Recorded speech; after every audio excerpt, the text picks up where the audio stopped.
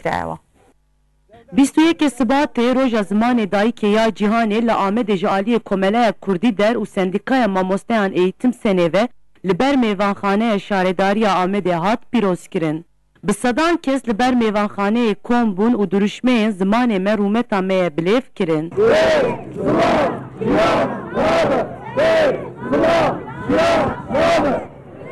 Li ser navê sendîkayê serokê Sendîkaya Mamosteyan Qasım bir tane daxuyanî xwend. Bir tane diyar kir ku 7 sale polîtîkayên înkar, îmha û asîmîlasyonê li ser zimanê Kurdî tê meşandin. û da zanîn ku ziman ji bo hemû gelê mafê herî xwezayî ye. Astenkirina ziman jî wek sûcê mirovatiyê bilêv kir. Bir tane diyar kir ku ji destpêka damezrandina komarê û vir ve gelê Kurd û zimanê wî tê înkar kirin. Nêzî 8 saliyê ku li ser zimanê Kurdî qedexe û pişaftinekê dijwar tê meşandin. Lê li hember hemû zext û zordariyan gelê Kurd serî netewandiye û di vê rêyê de bedelên gelek giran dane û hê jî dide. Bir tane diyar kir ku bila hemû hêz û kesveyekê baş zanibin.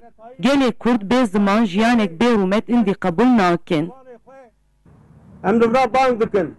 Em dibên dersê bijartî nexwasteka me ye. Gelê Kurd dersê bijartî naxwaze. Ya di sala îsal da îspat kir. Li dibistana ji bo dersê bijartê kesî serî li dibistana neda. Piştî daxuyaniyê bang li gelê Amedê hat kirin ku roja şemiyê beşdarî mitînga zimanê zikmakî bibin û li zimanê xwexwedî derkevin. û ji bo banga mitîngê belavok hatin belav kirin. Roja zimanê zikmakî wekû li hemû welatên Kurdistanê tê pîrozkirin ev roj li Amedê jî hat pîrozkirin. Daxwaz ew bû ku polîtîkayên înkar, îmha û asîmîlasyonê ya li ser zimanê Kurdî bê rakirin. Cîhanî Zedîn, Kurdistan TV, Amed.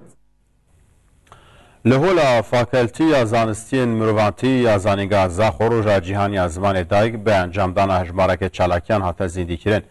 Di vê bîranînê de cîhanî de ku li hola feqêteyran hate esaskirin, gelêngiya zimanê dayîk ji bo her mirov û neteweyekî ji balma Museyên Şareza û Pispûr ve hate bezkirin û pişrehên hozan ji bal hejmareke hozanvanên genc ve li dor gelêngiya zimanê dayîk hatin pêşkêşkirin. Êvara îro bi amadebûna Newzat Hadî parêzgarê Hewlêrê û serokê Ketiya Ola İslamê û metranê Enkawa û cemawarekî fireh Diktor Ferhat Pîrbal mamosteyê zanîngehê tabloyek bi dirêjahiya 10 metra li ser cadeya 7 metriya bajêrê Hewlêrê çêkir ku ji bal dikişande ser carekê dî vegeriyana Selahedînê Eyyûbî û bi zimanê Frensî amaje bi tabloyê hatiye kirin.